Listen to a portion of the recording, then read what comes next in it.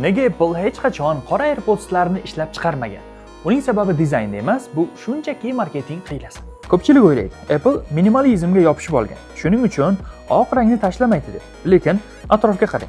MacBook, iMac, iPhone hammasi rang-barang.